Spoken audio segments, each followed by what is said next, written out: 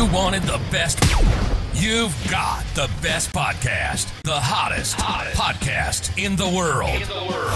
The Chris Voss Show, the preeminent podcast with guests so smart you may experience serious brain bleed. The CEOs, authors, thought leaders, visionaries, and motivators. Get ready. Strap yourself in. Keep your hands, arms, and legs inside the vehicle at all times, because you're about to go on a monster education roller coaster with your brain. Now, here's your host, Chris Voss. Hi, folks. Chris Voss here from thechrisvossshow.com, thechrisvossshow.com. Welcome to the big show, my family and friends. The Chris Voss Show, the family that loves you but doesn't judge you, at least not as harshly as your mother-in-law. The show that billionaires, CEOs, entrepreneurs, newsmakers, and the hottest new authors come on to talk about their wares and all the things they think, and they're going to make you smarter. And everyone knows when you're smarter, you're sexier. Who doesn't want to be sexier? Is there anybody in the audience that are like, no, I want to be uglier? No, I'm just kidding. People, don't do that. Anyway, guys, we appreciate you guys coming to the show. As always, 15 years. There are 3 podcasts a weekday, 15 podcasts a week coming at you. If you're not listening to every single one, there will be a test on Saturdays, boys and girls. There'll be a test, and if you fail, I don't know what happens. You can just, whatever, go back and listen to them. You got to have something to do on Sunday. It's kind of boring day. Anyways, we have once again an amazing guest and author on the show. A very touching memoir that I think is going to be moving for you and inspiring for you and take it to a new level. We have a gentleman on the show. He's the author of the latest book called A Cup of Tea on the Commode: My Multitasking Adventures of Caring for Mom and How I Survived to Tell the Tale. Came out May 14th, 2023. Mark Stephen Porro is on the show with us today. He's going to be talking about this book and some of his insights, and I think you're going to love this show. Or you're going to love the show, or you're going to love the story, or love both. And if you don't, or else. Yeah, really. There you go. Mark is a New Jersey native, and he earned an industrial design degree from the Ohio State University. After years of agency work, his love of acting led him to Hollywood, where he appeared in dozens of television, film, and stage productions. He also spent his 28 years in Tinseltown entrepreneuring. He started 5 nonprofit companies, but hold the applause, none of them were intended to be. He now lives in I think I know what that's about. He now lives in the south of France, but hold your pity. He is of sound mind and body and chose to suffer in the heart of wine country, where the locals insist his French isn't so bad. That's not what they say behind his back. I'm just kidding. French can be rude. And at least that's what he thinks they're saying. Exactly. See, well, I preempted that, didn't I? Mark is an award-winning designer, writer, director. You dirty Americans. Anyway, French people don't say that, I'm sure. He has written lots of jokes, several screenplays, and 1 award-winning short film. A Cup of Tea on the Commode is a sad, sweet, and funny debut memoir that chronicles his multitasking adventures of filling his mother's last years with love, laughter, and joy. Though not always successful, he came pretty damn close. Welcome to the show, Mark. How are you? Thank you. It's a pleasure to be here, all the way from France.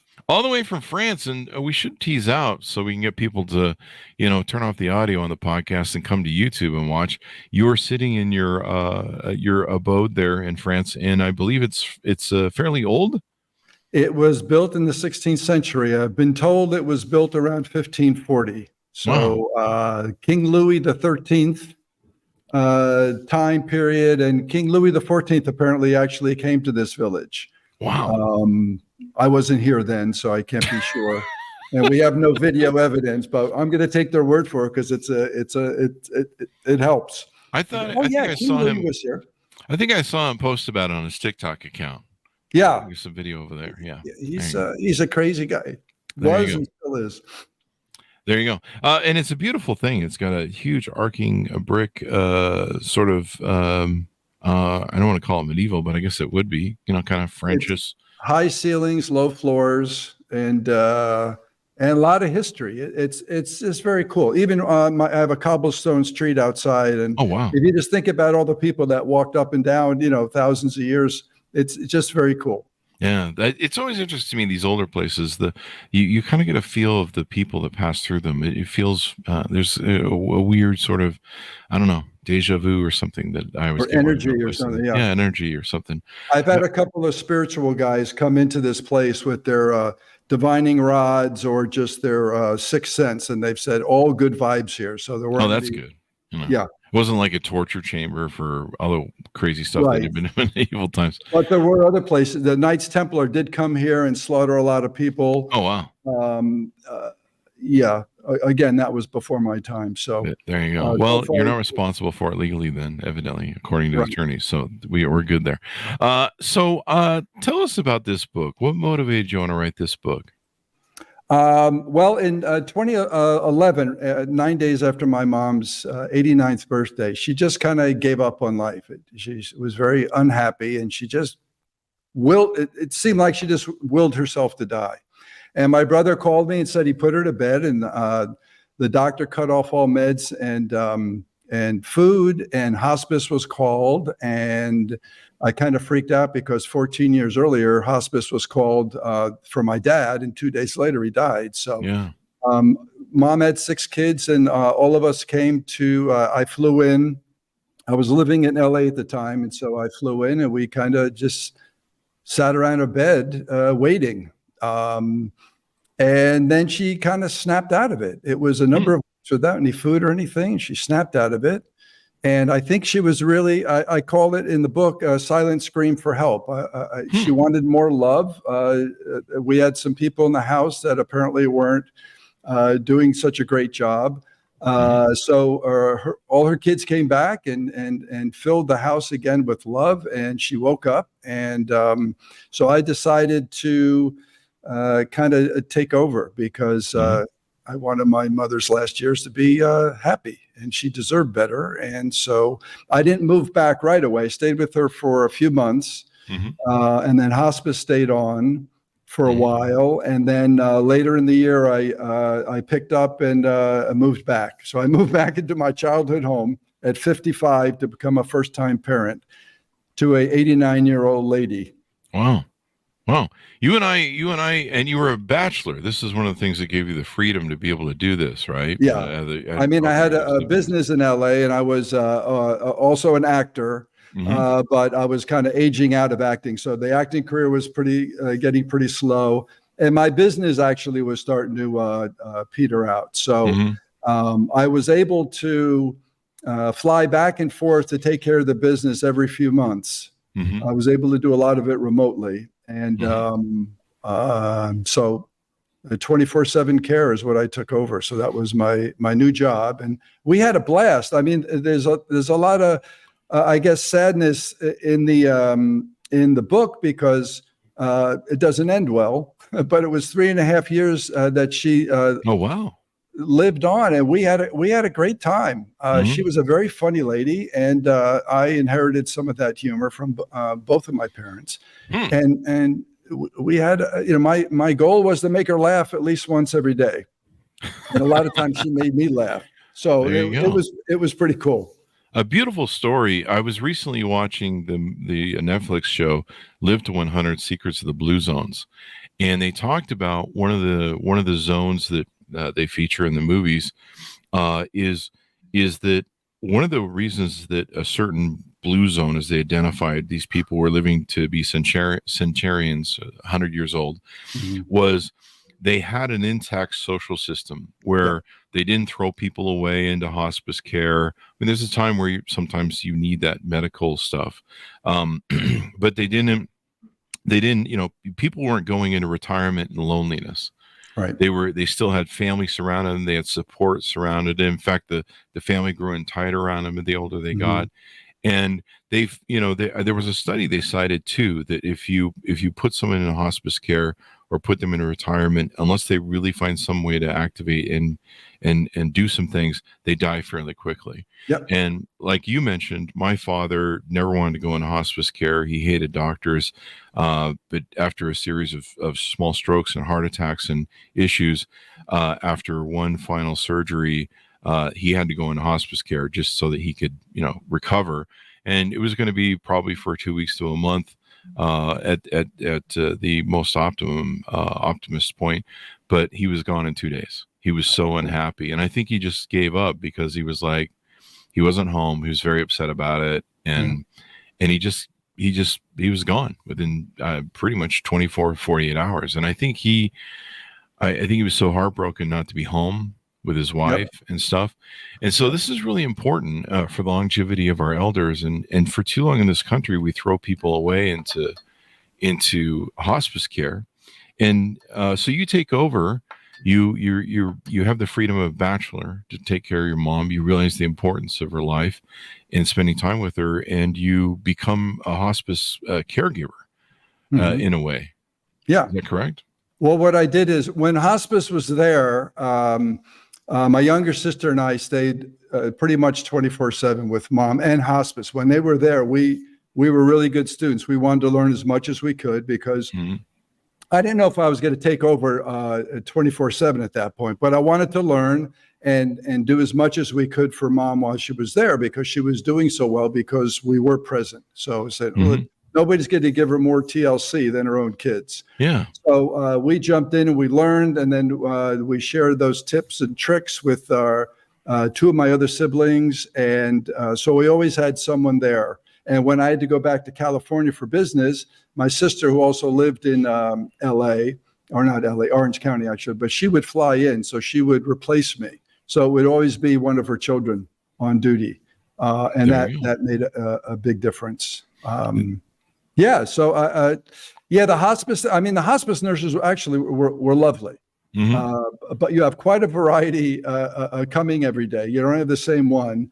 And there was a directive from the main hospice nurse, no food, I guess a little bit of water and stuff, but no food because the doctor said no food. She wants to go, let her go. And so we follow that directive. And then one hospice nurse came in a couple of weeks later, and we got to a point where we knew a couple were breaking the rules. So we'd meet them at the front door and have them read the directive from their boss. And this lady said, yes, that's fine. And she walked right into my mother's room. My mother her eyes were closed most of the time.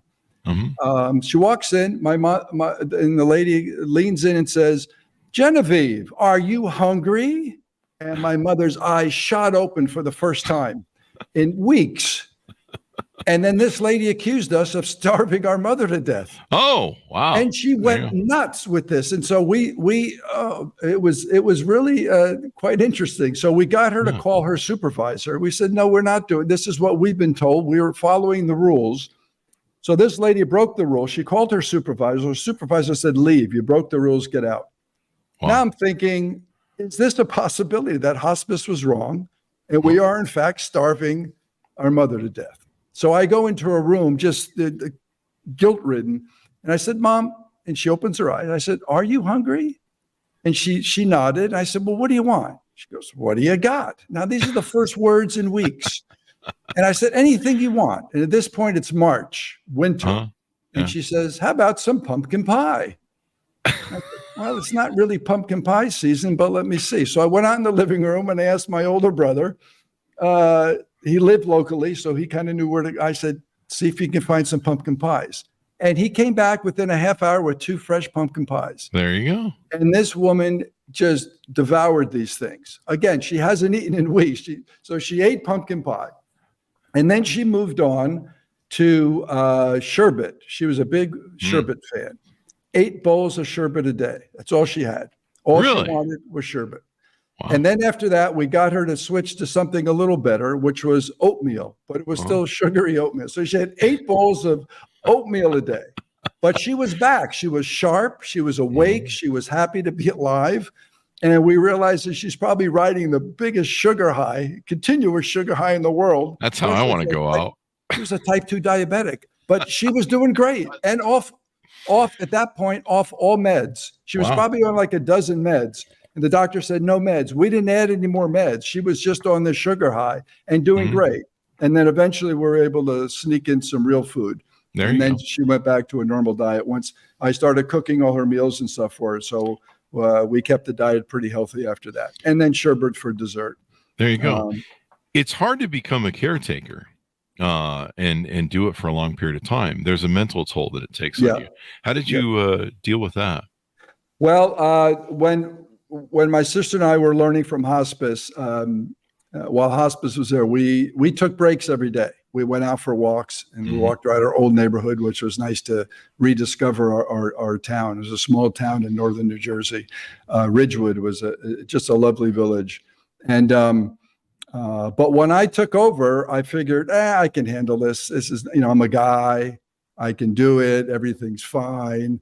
But it creeps up on you. Yeah. There's a few times where I snapped at my mom, and I'm not proud of those moments. And and she hated swearing. And one night again, I got a little angry because she could be a tough cookie. She was very stubborn, and she wouldn't eat this one night. So I got very angry and I swore, and I knew it upset her. And I said, "I'm sorry, Mom. I'm sorry for swearing, but I said this parenting thing is really tough." And she had 6 kids, and she said, "Yeah, I guess, but I never swore." And I said, "You're right. You're right." So I had to be very careful, but she didn't. She never, when she got mad, she said things like nincompoop, or I'm fed up, or she actually said fudgy wudgy one night in front of my friends. Oh, yeah. And they thought she was kidding. And I said, "No, that's my mom." Yeah. Fudgy wudgy. I got to remember that one. And my dad didn't swear either, but he seemed to, I think, food came to mind with him. He'd say things like chowderhead, you're full of soup. That was a big one. And get the ham out of here. That was as bad as it got with these guys. So, So I was, I guess, the black sheep of the family with letting those swear There you words go. pop out. So give us a kind of an arcing overview of what you found. What did you experience in spending quality time with your mom and learning more about her, and give us an overarching of it all. Okay. Well, first, I think it's rare for a son to take over these duties. It usually falls on the daughters. I have 3 sisters and 2 older brothers, but I had certainly the desire to do it, but I was also able to do it since I had no children, and I could do it. So I made a choice. I said, listen, my mom and I had also a very different relationship. I think with my dad also. I think I was very curious as a kid. And then I asked them questions and got them. They were both, they were depression kids. So they held on to their family secrets and didn't talk about feelings and any of this stuff. I got both of them to open up to me over the years. And it was pretty cool. So I had a good bond with both of them. And so I guess the first thing is you're seeing your mother naked for the first time. I mean, I took over everything. So I had to give her sponge baths. I gave her sponge baths at least twice a day. You're changing diapers. You're getting peed on by your mother. I mean, these are some adjustments you have to make. So it was very tough at first, but I had a job to do. I said, I'm the caregiver. So I have to get over it and get on with it. So I would deal with my emotions and stuff outside of the room. With her, I wanted to be a professional, certainly with some, love and care, but I didn't want that awkwardness to make her feel awkward. And she was good. She was okay with it. There you go.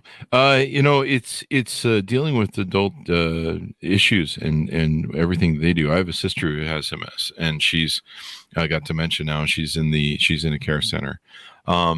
But I know that, my mom is always saying to me, and I guess she has some insurance to take care of this, but she always says, I want to die in my home. I want to be in my home. I don't want to be in a hospital. I don't want to be in a hospice care. And evidently she has the insurance to back it up. But that's a big deal for her. And I know my grandmother died in her home. Unfortunately, no one was there, and there might've been a chance we could have gotten her some care, but she was alone. And then, my grandfather technically died in his home. And I think there's something valuable there, where people, in their last few years of their life, being in their home, the place they've called home. And it sounds like your mom's home was the original home for your family. Yeah. And so that's probably even more important as well. Yeah. Both of my parents died in their bed. I was with both of them, with different siblings, but I was with both of them when they took their last breath. And it's surreal, but it was beautiful. to watch that transition and to know that they knew that we were there to help them through it. And both of them died with very little pain. I mean, after a while, I mean, with Mom, it was a long process. My dad went pretty quick, like your dad. Once hospice was called, he 2 days later he was gone. But he was pretty sharp to the end. My mother seemed to want to go a few weeks before, so she stopped communicating. She would respond to touch and stuff, but I don't think she spoke again. She whispered, "I love you" to me, I think a day before she passed, which was nice. Wow. So she still knew I was there. I think that was definitely the way to go. She was Irish, so I played some Irish music, for 5 days. I was with her like 5 days straight through until she passed. So we played Irish music the whole time, which still makes me cry. And I gave her she loved coffee ice cream. So I gave her some coffee ice cream a couple of days past. She said she wanted some of that. So, there you go. Yeah, it's cool. My dad was telling jokes to the end. Mom had a foot. It was strange because I would usually go out to LA for 1 week. I called it Hell Week. I'd go out and work crazy hours in my business. I had a snack food company called Grandpa Poe's Originals. And it was something a snack food my dad invented when we were kids. And to honor him, my brother and I started this business, and we were in the stores in 1998 and went nationwide. So it was doing very well for a while. But it evolved into a one-man operation, and I was able to design all the equipment. I built the factory where I could handle this on my own. So I would go for Hell Week and be able to make a few months worth of product. But the last time I was there for 2 weeks. And when I came back, my mother's demeanor completely changed. So I knew the end was coming. But she had her right foot kept tapping. And at this point, I had a caregiver who filled in for me because I had some medical issues because of the stress. So she filled in to do the heavy work. So she was there as well. And we just got a kick out of it because Mom was nothing up here, but the foot just kept tapping. And we're like, is she tapping to a song that nobody else hears? Is the heavenly choir calling, or was it just to make us laugh? And it could have been all those things, but it certainly entertained us. We just cracked up, when you should be sad about this person transitioning. It was like, oh my God, what's going on with that foot? And it might've been her way of just saying, hey, this is okay. I want you to smile, and I'm going to be fine. So you should be fine. You go. I think the other reason people pass away pretty quickly in a hospice care home is they're not in their home. I think that makes a huge difference too. Yeah. Yep. I think it makes a huge difference. And my mom, it's like really important. I think I've had to swear on like 10 Bibles that she will, if everything is optimal, she'll be able to pass away in her home. And I believe that she should. Yeah. She loves her home. She's had it for 20 or 30 years. And she has every right to do that. And I wouldn't want to die if I was in a hospital and they said, you're probably going to pass away, I'm like, wheel me out to the front so I can die in the fresh air. I don't want to die in a hospital. But I mean, sometimes you don't have choices. But I think it was great what you did. And it's very hard. Not to do a comparison, your family's a dog, but my dog of 16 years went through hospice care with me. And so for a year and a half, I took care of her, and she was given like 3 days to die. She had anal sac cancer, and I became her hospice care at home, and she lived for actually 2 to 3 years when the doctor said it was only going to be 3 days that she was going to live. Wow. And it makes a big difference. Yeah. And so I did something very similar with my pup, who is actually like a child to me. I'm like you. I'm a 55-year-old bachelor. You were 55 when you engaged with get your mom care.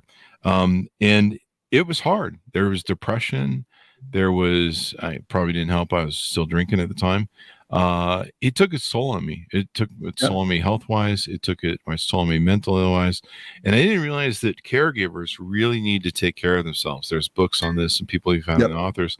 You mentioned that you had, it affected your health too. Yeah. So I think about 2.5 years in, I had, it felt like somebody shot me in the gut. And I was healthy. I mean, I ate healthy. I renovated the house. My mom slept a lot of hours during the day. So I wanted to not only restore her dignity, but the dignity to her surroundings. So this was the house that had been in our family for over 60 years. And so I started renovating it from the base, started with the basement and moved up. So I got a lot of stress relief from banging down walls and hauling junk out and things like that. But and I built a man cave in there. I knew I needed some stress relief, so I had a rowing machine and I had dumbbells and things like that. So I would work out and I would eat well. And again, you think, oh, I can handle this stuff, but it creeps up on you. So one day it felt like I got shot in the stomach, and then that night I had a fever. It was June. And the humidity was probably 90 or something in New Jersey. And I went to bed with pajamas, a heavy blanket with a heater in the bed with me because I was freezing. And it was just crazy. And then the next day I woke up, it seemed like I broke the fever and I was okay. So I waited a day, then I worked out again the next day, and then it came back with a vengeance. So I think it ended up being like 4 days later, I drove myself to the emergency room. As soon as I mentioned, I got a pain in my lower left abdomen. They said, diverticulitis. You're going into CT scan right now. I didn't even know what it was. I didn't know how to pronounce it at the time. And so what I had is, as we get older, it's in your colon, you start to get these things like the appendix. You get these little pockets. And sometimes food or whatever will get caught in those pockets and cause discomfort.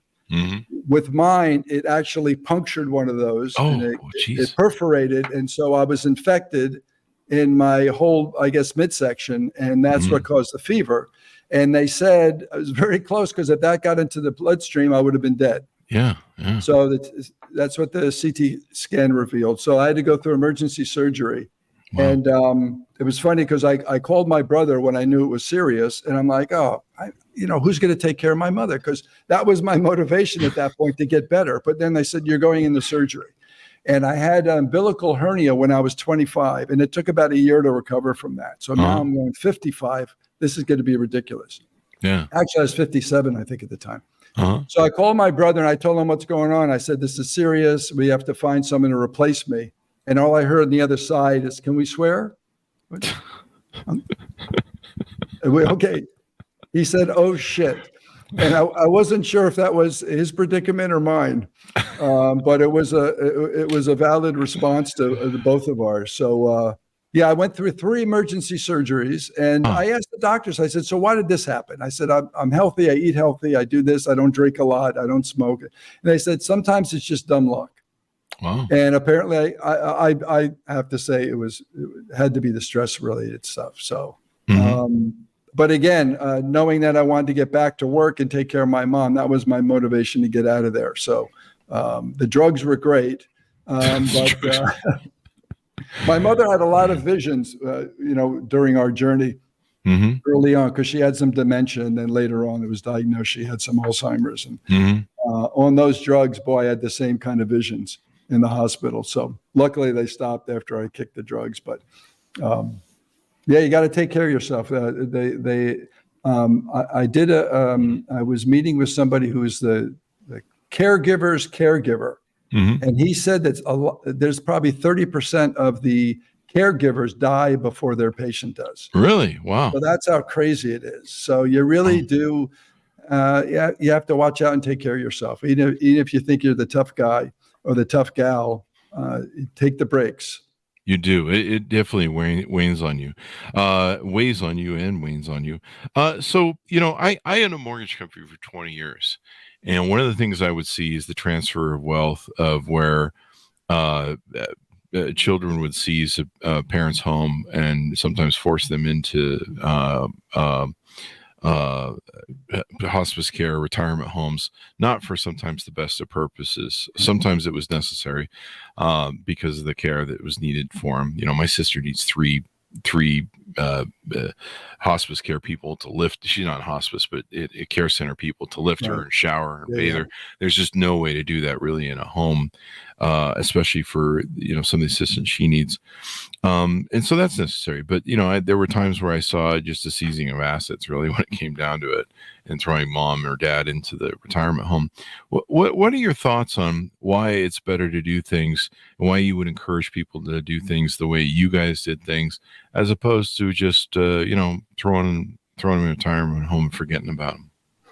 Well, financial. I was very lucky because my brother was the financial planner for the family for years, and so he took that all off my plate, which was, I guess, a tremendous. So we didn't have to worry about it. My parents both did pretty well, and with Michael's overseeing their accounts and stuff for probably 30 or more years, they were fine. So we were good on that end, and everybody was treated fairly, and so that didn't enter the picture. But I think overall, it was probably beneficial financially for us to do it and not pay for outside sources and stuff.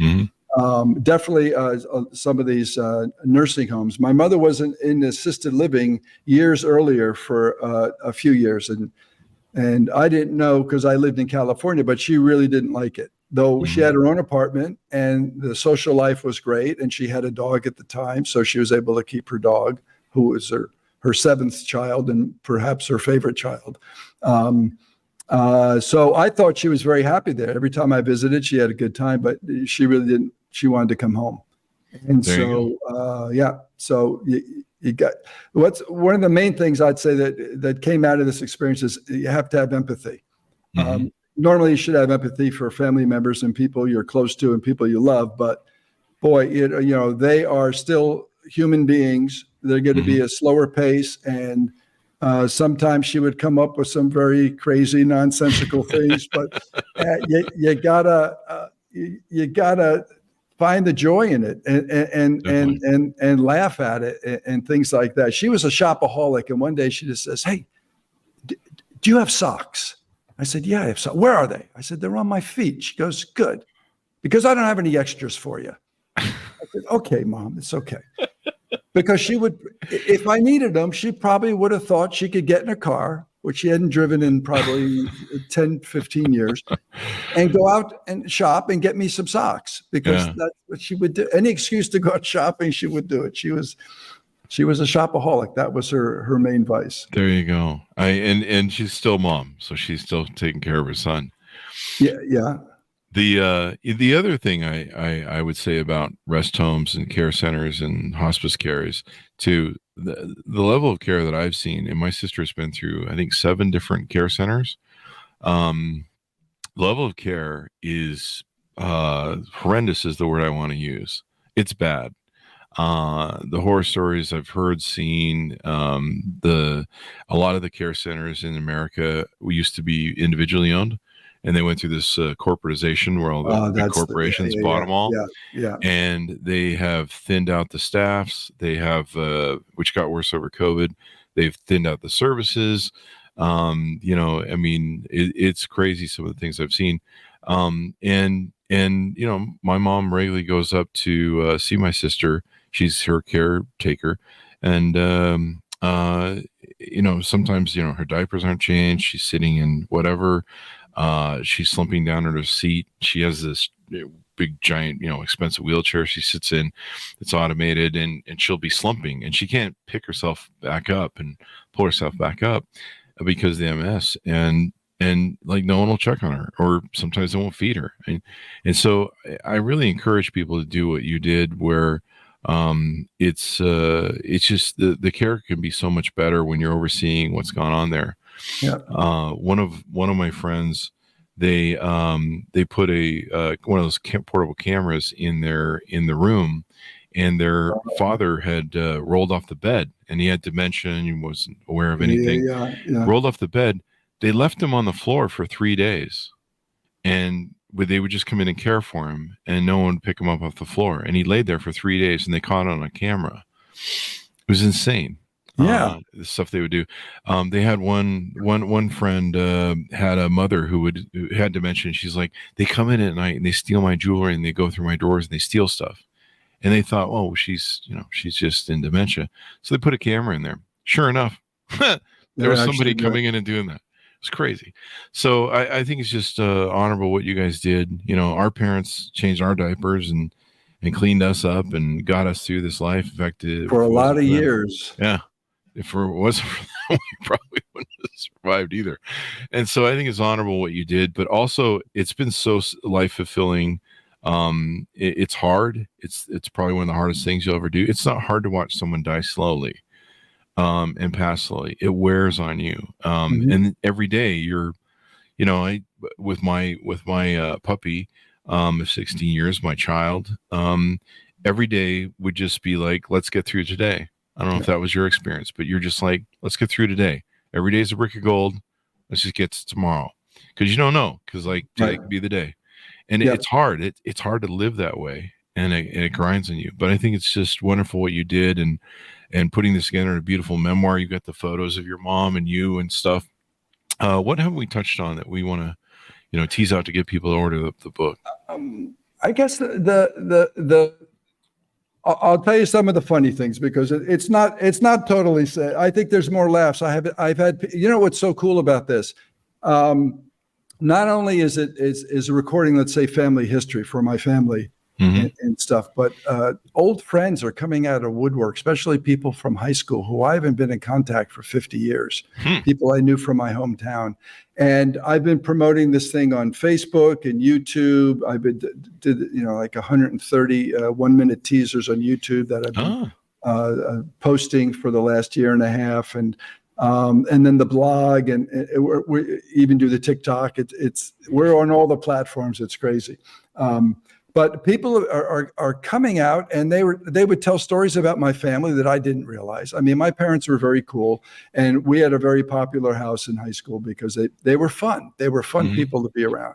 And so for hearing these stories and having them share their own stories with their parents, and a lot of them think that, oh, this is great, but there was one of my friends who said, I don't think I can read this. I've been following, but I can't read it yet because my father just passed a month ago.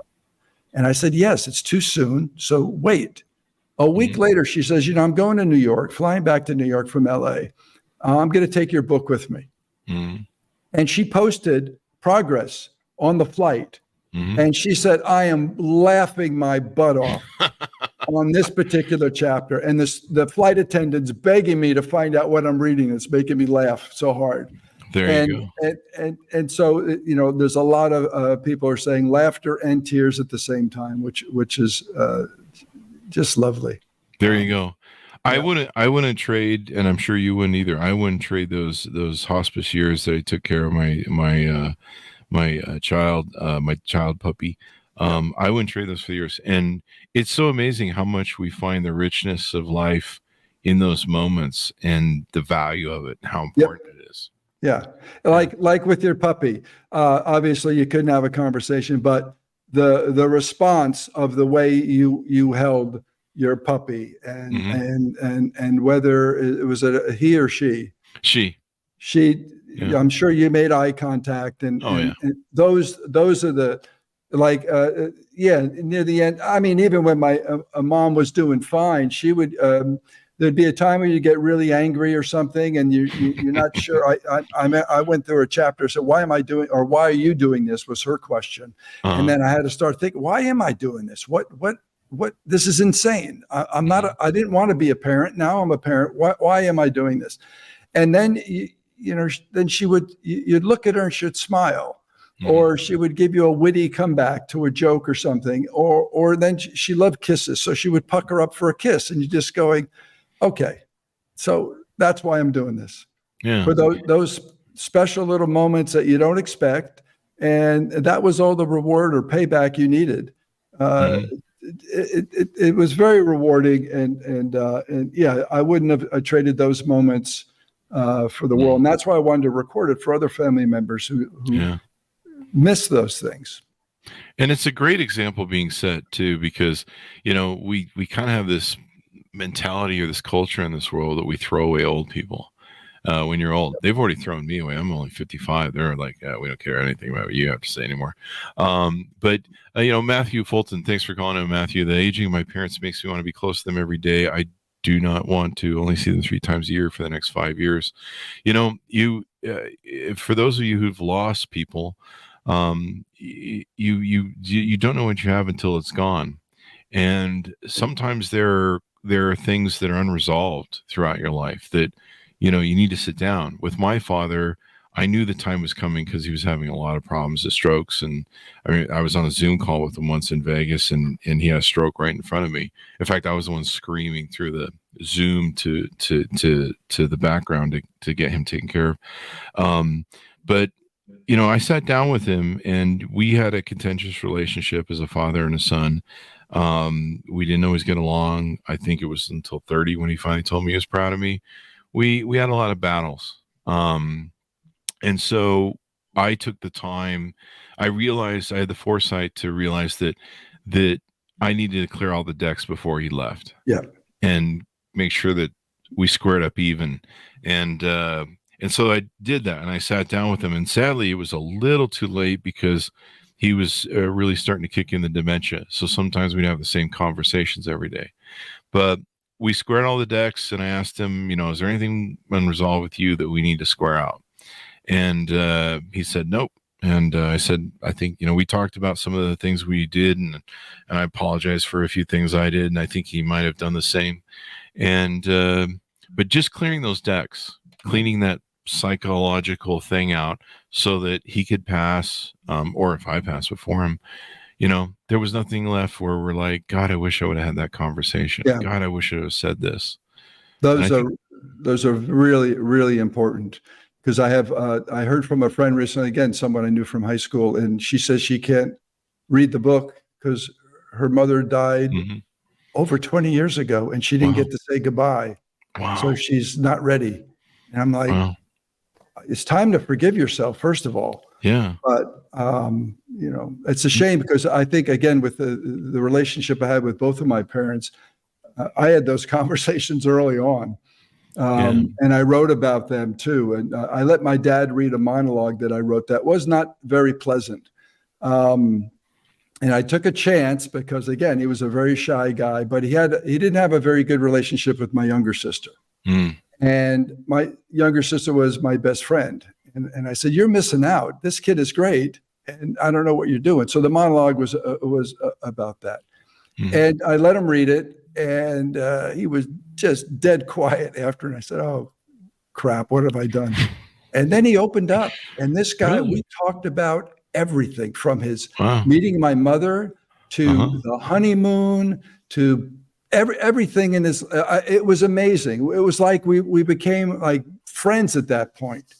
And it was just beautiful. And even at one point, when he had difficulty in my parents had the typical Catholic marriage, maybe not typical, but it was a lot of tension in the house. But till they were apart. And so he had some things going on with Mom, and so I took him aside one time and I gave him the sex talk, with me coaching him. I said, hey, will you, I opened up, and he opened up, because I didn't know, I don't know what kid talked, but this is the kind of kid I guess I was. And so he was okay with it, but I just asked, I said, were you a kind and giving lover to Mom?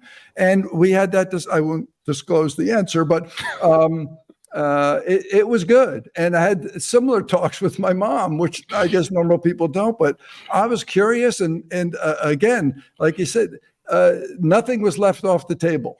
And I think some of the revelations in the book may shock my brothers and sisters, but I have that in the acknowledgement saying, I know that I may have gone too far, but these were important lessons.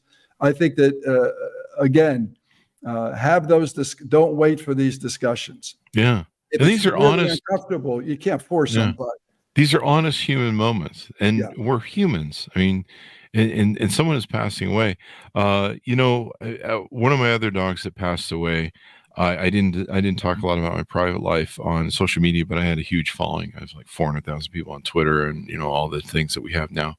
And so I kept a little bit of PR. But one night, my oldest first child dog died of a seizure within a half an hour, and so I didn't get to say goodbye. It was just gone. It was over, and it crushed me because I didn't get to say goodbye. And I poured out this whole Facebook post with half a bottle of vodka in me. I was pretty much trying to drink myself to death, and I just poured out my soul onto the page. And I sat there for a half an hour drinking, going, I really don't want to share this with anybody. This is too private. This is too personal. Too much feeling. I don't want to share this. No one's going to give a fuck anyway. They're just going to be like, it's just going to be embarrassing. And so fortunately, I guess I had down enough vodka and I was tired and ready for bed, and I pressed send. And I didn't know the impact of what I did, and probably the impact that you're going to have with your book as well. I didn't realize that by sharing my pain, by telling my story, that there were other people who needed healing, who hadn't, people wrote me the next morning and then over the next coming weeks, they're like, yeah, your story, experiencing you go through the pain of what you went through, realized that I didn't get closure with my dad, or I didn't get closure with my mom or my grandmother, my dog. They're like, you helped me get closure finally. You helped me seal that wound. Mm-hmm. And I'm like, wow, this really helped other people? I thought this was the most selfish moment that I could ever do. And so that's the beauty of a book like yours. It's going to inspire, it's going to help so many people and reach and touch them with their own personal lives as well. Yeah. I hope. That's it will. I guarantee it. That's the beautiful part about stories. Yeah.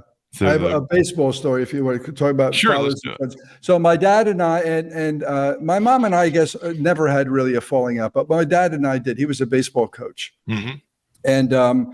And so I was the youngest of the three sons, and I hated practicing. I didn't want to deal with the fundamentals and all that. So I just wanted to get to the fun stuff or play the game.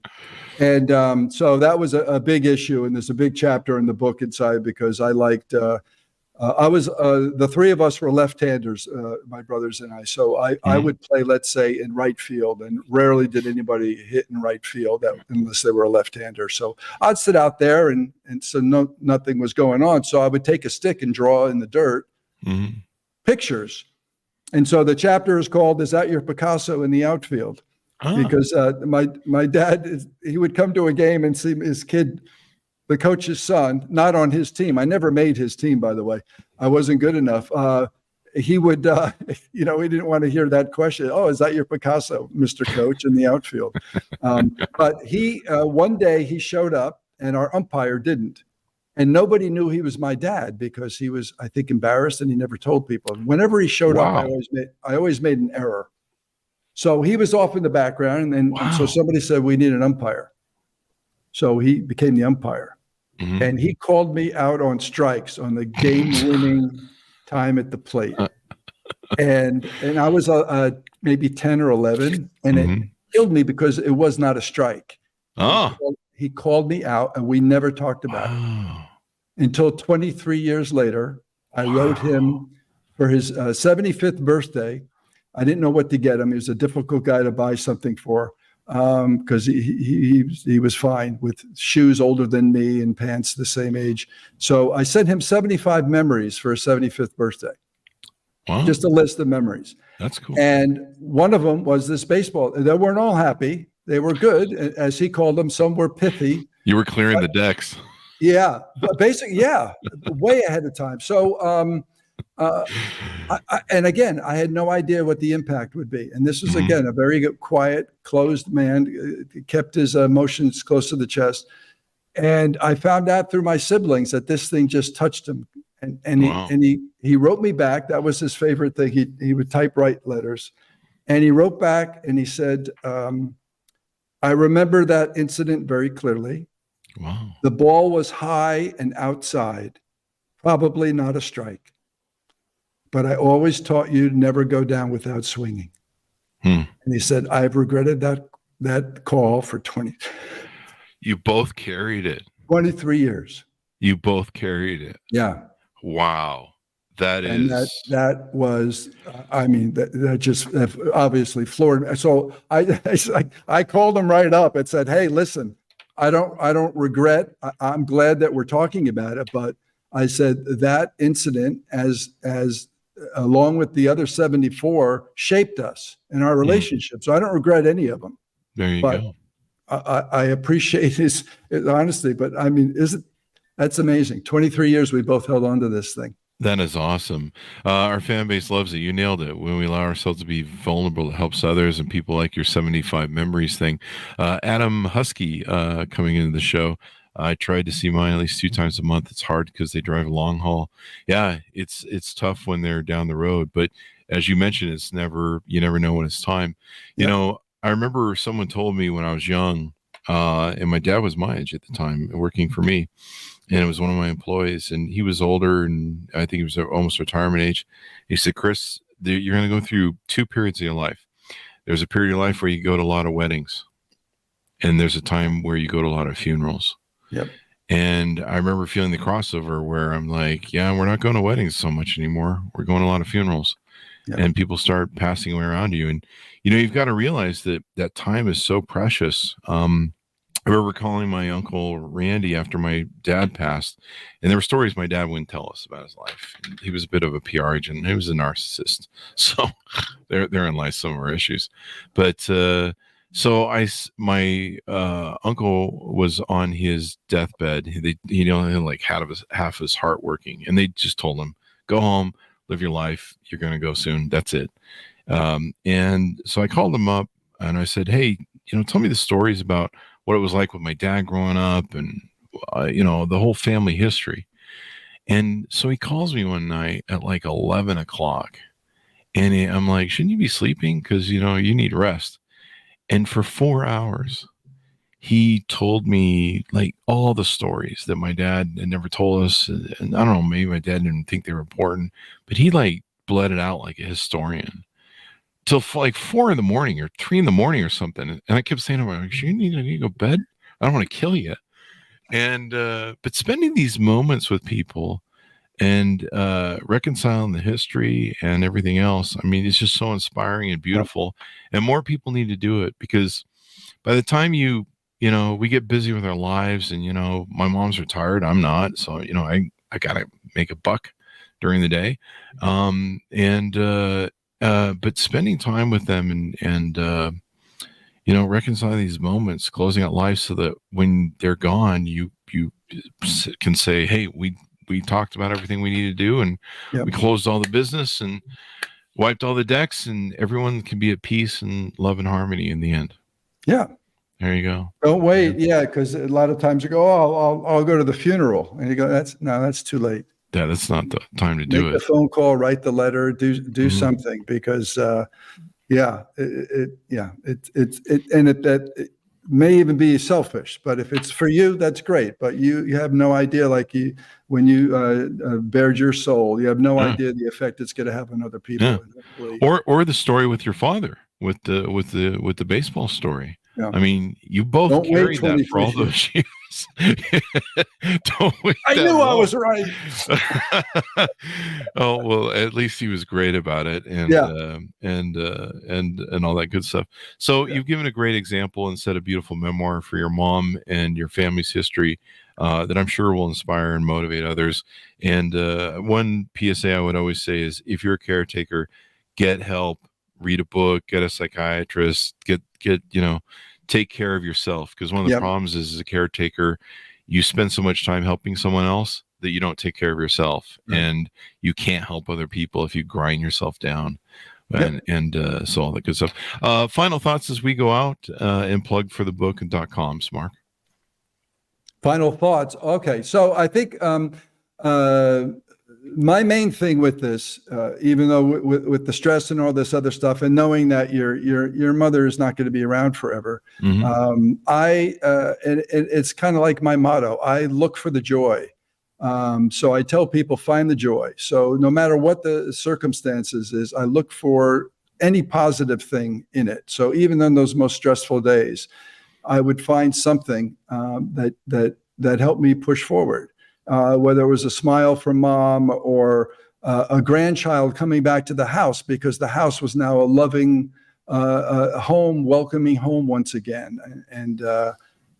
So I think, again, find the joy. It's helped me, and it certainly it helps me every day anyway, no matter what the situation is. There you go. There you go. And the memories that you have are just bricks of gold. They're Yep. just, no one can replace those or take them from you. And then hopefully, we all get to pass away in that sort of respectful, sort of honorable way. Thank you very much, Mark, for coming on the show. A heart-touching story and beautiful story and laughter as well. Yep. So these are the joys of being human. Give us your .com. I think I asked for it. I wasn't sure if you gave it there at the end. Well, if you just Google a cup of tea on the Commode, the website is a cup of tea on the Commode.org. Cup of tea on the Commode. If you Google that, you'll see everything. So there's the Facebook, the LinkedIn, the TikTok, the Pinterest, Instagram, Tumblr.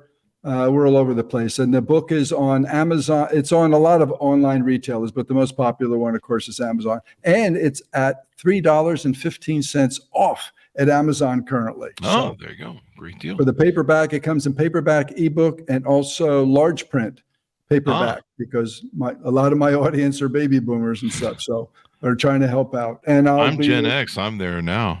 Yeah, well, there you go. Get that one. It's like 450 pages. It's a bargain. Oh, wow. And then I'll be doing the audiobook. Hopefully by holiday time, that'll be out. There you go.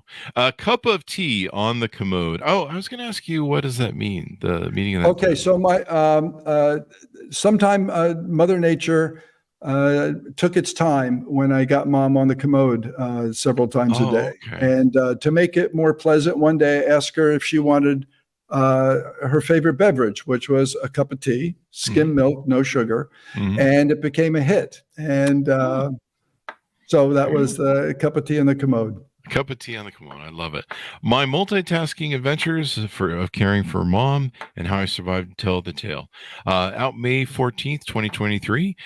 Thanks, Mountains, for tuning in. Go to goodreads.com/Chris Voss, youtube.com/Chris Voss, linkedin.com/Chris Voss, and Chris Voss1 on TikTok. Thanks for tuning in. Be good to each other. Stay safe, and we'll see you guys next time.